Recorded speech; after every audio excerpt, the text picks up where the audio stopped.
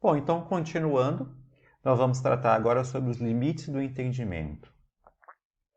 O conhecimento, então, para Kant seria o resultado de uma interação entre o sujeito, que conhece, de acordo com as suas próprias estruturas a priori, e o objeto conhecido.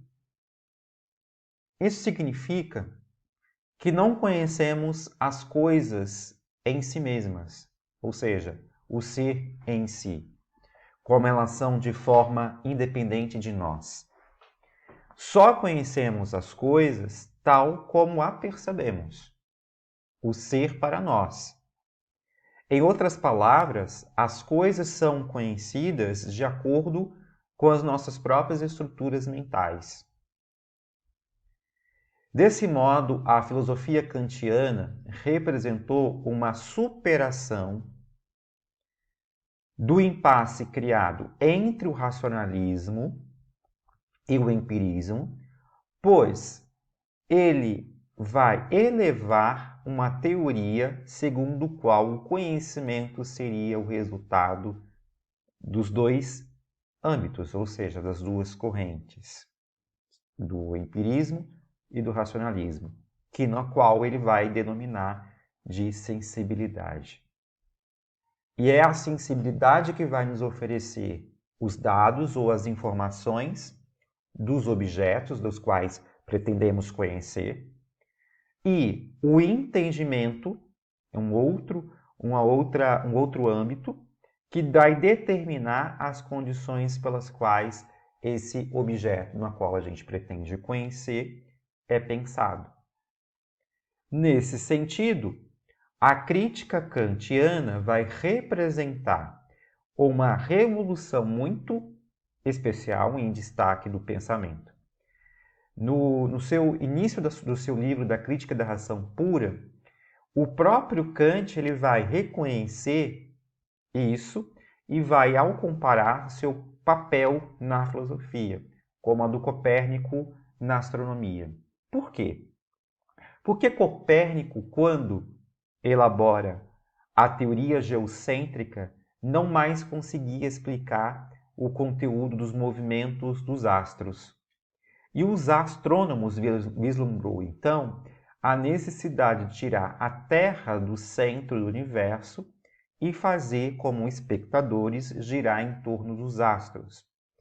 Assim, ele vai lançar o modelo heliocêntrico, resolvendo os impasses da astronomia da época. Kant, neste caso, se comparando a Copérnico, ele vai realizar algo semelhante ao inverter a questão tradicional do conhecimento, pois antes ele vai se propunha que todo conhecimento era regulado pelos objetos. E como filósofo alemão, os objetos passaram a ser regulados pelas formas a priori do nosso conhecimento. Lembrando que as formas a priori do conhecimento, né, são aquele conhecimento puro, né?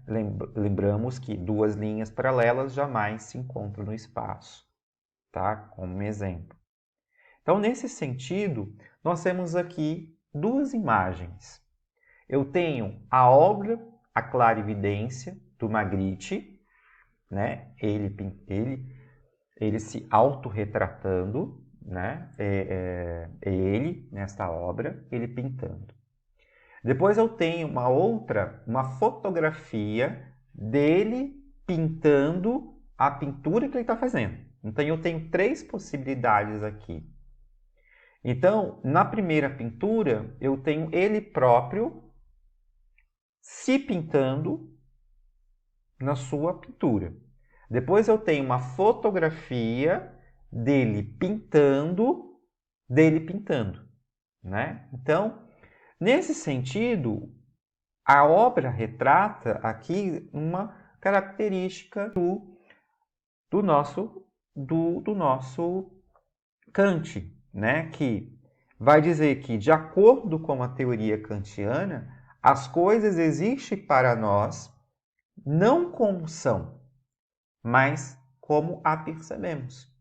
Então, exemplo, na obra Clara Evidência, na primeira pintura, na primeira imagem, eu tenho um ovo como o objeto da percepção. Mas na pintura, ele pinta o quê? Aquilo que o ovo se tornou. A ave. Né? Então, é a questão da percepção. E aí é o seguinte, a minha questão com vocês é, como essa teoria pode ser expressa metaforicamente nesse quadro? Como que a gente pode interpretar filosoficamente esta imagem do pintor René Magritte? Então, nesse sentido, o que a gente pode pensar? Qual seria, então, o propósito para Kant tirar o ser humano dessa condição de mediocridade? Como que a gente pode contrapor o otimismo de Kant em relação ao projeto iluminista, como dizem os autores, né? Como que a gente pode pensar? Que reflexões a gente pode extrair dessas duas imagens, né? Como seria para Kant como controlar a consciência das pessoas e quais e quem você acrescentaria numa lista nos tempos atuais as pessoas do seu cotidiano que poderia ser considerada tutoras ou guardiãs da nossa consciência. Bom, gente, eu fico por aqui. Esse foi um pouco da teoria do conhecimento de Kant. Nos próximos vídeos, veremos a ética em Kant. Um forte abraço e até mais.